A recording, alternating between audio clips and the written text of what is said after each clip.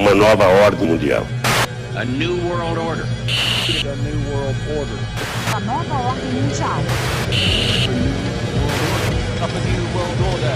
A new world order. A new world order.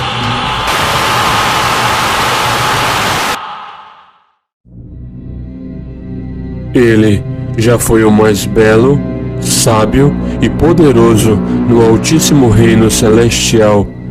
Lúcifer, o portador da luz, é o anjo mais conhecido de todos os tempos, e um dia já foi a mais bela e perfeita criação entre todos os anjos criados pelo ainda mais poderoso e supremo Deus Jeová. Mas Lúcifer, que era um iluminado anjo de Deus, a quem foi dado tanto poder e prestígio, se tornou cada vez mais orgulhoso e deixou que o mal entrasse e corrompesse completamente o seu coração. E assim, por esse motivo, o anjo de maior poder já criado caiu do céu, para então se tornar o temido e ardiloso Satanás, o maior inimigo de Deus e da sua maior e mais amada criação, a humanidade, a quem ele tenta incansavelmente destruir. Nesse vídeo, vamos a fundo na intrigante história de um anjo tão belo quanto perigoso e descobrir o lado oculto de Lúcifer, o anjo traidor. Agora, vamos analisar. A história de Lúcifer começa no segundo dia da grande criação, quando Deus Jeová criou o céu, e nesse mesmo dia criou os anjos para servi-lo. Entre eles estava Lúcifer, o mais poderoso de todos. Segundo a Bíblia, em Ezequiel 28:14, Lúcifer era um querubim, a classe mais alta entre todos os tipos de anjos do céu. Sendo o anjo mais perfeito, formoso e exaltado de toda a criação, a mais grandiosa entre as obras de Deus, um ser celestial radiante que refletia da maneira mais perfeita o esplendor do seu Criador, Jeová. Assim, ele apropriadamente era chamado de Lúcifer. A palavra Lúcifer é a fusão de duas palavras em latim, lux, que significa luz, e ferri, que significa carregar, que juntas formam Lúcifer, aquele que carrega a luz, ou simplesmente o portador da luz. Ainda segundo a Bíblia, em Ezequiel 28:13, sendo o mais poderoso anjo do céu, Lúcifer foi adornado com o mais precioso ouro e todos os tipos inimagináveis de cristais e pedras preciosas. Possuía uma beleza inigualável e altíssima sabedoria, e dele saíam os mais belos sons de instrumentos musicais. Lúcifer ainda teria sido ungido pelo próprio Deus, recebendo o grande poder de seu querubim guardião, que guardava o altíssimo trono do Supremo Criador. Portanto, Lúcifer deveria se lembrar sempre de que, independente de quão elevado fosse o seu poder, ele ainda estava abaixo de Deus e o devia obediência. Mas apesar de já possuir o mais alto poder entre os anjos do céu, a inveja e a cobiça começaram a entrar e aos poucos corromper o coração de Lúcifer, que então começou a desejar ser igual ao seu Criador Jeová e a almejar receber para si toda a honra e glória que eram exclusivas de Deus. A Bíblia, em Isaías 13:14, revela exatamente o que Lúcifer disse em seu coração, desejando usurpar para si o trono de Deus. E tu dizias no teu coração: eu subirei ao céu, acima das estrelas de Deus exaltarei o meu trono, e no monte da congregação me assentarei aos lados do norte. Subirei sobre as alturas das nuvens e serei semelhante ao Altíssimo. Com o seu coração corrompido pela inveja e pelo orgulho, Lúcifer se reuniu com os muitos anjos do céu e, tendo elevada inteligência, convenceu astutamente 33% entre todos os anjos a o seguir e a se rebelar contra Deus. A Bíblia Sagrada não nos revela muito de como realmente foi esse importantíssimo acontecimento nas alturas, mas presume-se que nesse momento houve uma grande e violenta batalha no então dividido reino celestial. De um lado estava Lúcifer, o rebelde, e consigo estavam a terça parte dos anjos que resolveram desobedecer e trair Jeová para seguir a Lúcifer como seu novo mestre. Do outro lado estava o poderosíssimo arcanjo Miguel, que foi designado por Deus para liderar o grande e poderoso exército do céu e defender o reino celestial. Então, Lúcifer, que era muito poderoso, se tornou em um grande e monstruoso dragão, cheio de ira e rancor dentro de si. Mas mesmo assim, Miguel, o arcanjo de Deus, venceu, e Lúcifer, o traidor, foi derrotado. Como resultado, Lúcifer foi expulso do céu, e com ele caíram todos os anjos que se rebelaram contra Deus, e assim foram todos atirados à terra. Agora expulso, Lúcifer perde toda a sua santidade e regalias, e inclusive o seu nome original, passando agora a se chamar Satanás, ou Satã, que em hebraico significa adversário, e a sua inveja e sede por vingança só aumentaram cada vez mais. Execrado e ainda muito furioso, Satanás começou a planejar para se vingar de Deus e de toda a sua criação. Então, como nunca teria poder contra Jeová, nada melhor do que se vingar da sua mais recente e amada criação, o homem. Então, Satanás, agora portador de uma falsa luz, sendo muito astuto, entra no jardim do Éden, aonde estavam Adão e Eva, os novos queridinhos de Deus, e sendo ardiloso como uma serpente, mente e convence ao casal a também se rebelarem contra Deus, comendo o fruto proibido, com a falsa promessa de que assim como ele também desejava, seriam tão sábios e poderosos como Deus, o Criador. Como resultado, Satanás consegue a sua primeira vitória, e Adão e Eva foram expulsos do jardim do Éden, exatamente como ele também tinha sido expulso do céu.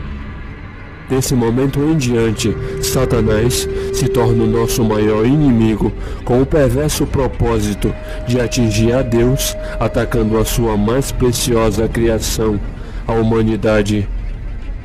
Muitos não fazem ideia, mas com o passar das eras, Satanás, que é pai da mentira e mestre do engano, em sua busca por roubar a adoração que a humanidade deveria dar somente a Deus, já teve muitos nomes e rostos, e assim, imitando a Deus, foi e ainda é cultuado por vários povos e nações pelo mundo todo.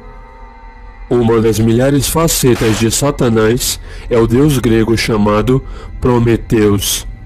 Os satanistas acreditam enganosamente que Lúcifer na verdade é bom, e foi ele quem libertou a humanidade das garras de Deus, que eles acreditam ser mau, oferecendo a liberdade através da sabedoria que é representada pela maçã.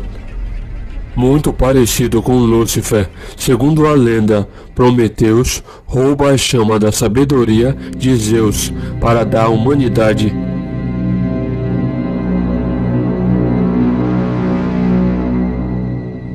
Os satanistas acreditam que Prometeus é mais um dos milhares nomes de Lúcifer, e por isso existe uma grande estátua desse deus pagão no edifício Rockefeller Center, que pertence aos Rockefeller, uma das famílias Illuminati. Por falar em estátua, um outro símbolo de Lúcifer muito conhecido é a Estátua da Liberdade. Essa estátua foi construída em 1875 pelo maçom Frederick August Bartholdi, que construiu a estátua baseada nos ideais Illuminati de Lúcifer. Repare que a estátua segura uma tocha, assim como já citado Prometeus.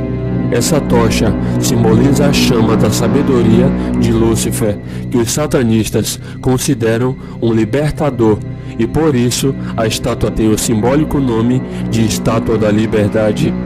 A estátua ainda possui uma coroa que representa o Sol, outro símbolo Illuminati de Lúcifer.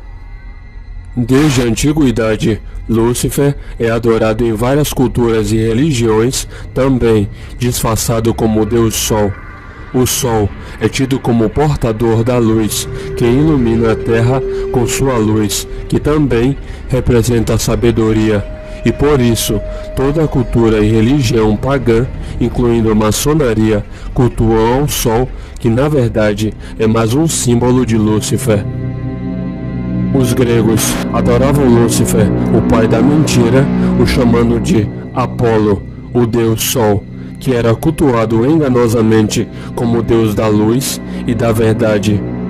A Bíblia, inclusive, cita Apolo em Apocalipse 9:11, o chamando de Apollyon, o anjo do abismo, não deixando dúvidas de que Apolo é na realidade mais um dos muitos disfarces de Satanás. Os indianos cultuam Lúcifer, o chamando de Surya, que para eles também é o deus Sol, ao qual davam a sua glória. Curiosamente, na Índia, Surya recebe o simbólico título de o olho do mundo, o que nos leva a uma outra faceta de Lúcifer. No Egito, Satanás era cultuado como Deus Sol, agora chamado de Ra, que mais tarde foi chamado de Horus, um deus pagão que deu origem ao famoso símbolo do olho de Horus, que hoje no satanismo é chamado também de olho do diabo, e é usado como o principal símbolo da elite satanista chamada de os Illuminati, justamente por saberem que Horus é também apenas outro disfarce de Lúcifer. Sabendo que o Sol é um símbolo totalmente pagão que representa a falsa luz de Lúcifer, fica muito claro o motivo pelo qual esse simbolismo é usado com frequência no Vaticano e em muitos cultos católicos que têm suas raízes nas práticas pagãs dos antigos romanos que adoravam a Lúcifer através do símbolo do Deus Sol. Com o tempo, esse símbolo foi maquiado pela Igreja Católica Romana como um símbolo cristão de Jesus Cristo, sendo que na verdade é um símbolo pagão que representa Lúcifer, o diabo, que assim recebe a adoração de fiéis que não fazem ideia de a quem realmente estão adorando.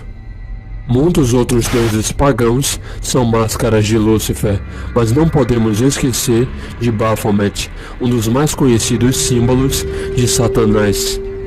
Baphomet é um símbolo da rebeldia de Lúcifer e por isso é retratado como um homem que tem a cabeça de um bode, que é um animal símbolo da rebeldia e da desobediência. Em sua cabeça, Baphomet apresenta a mesma tocha usada pelos outros deuses já mostrados anteriormente e que representa a chama da sabedoria de Lúcifer. Segundo a Bíblia, Lúcifer e seus anjos são os maiores culpados pelo grande estado de completa corrupção em que a humanidade hoje se encontra. Mas por sua traição, mentiras e por toda a sua maldade, Satanás será lançado no lago de fogo, aonde pagará por todos os seus crimes contra Deus.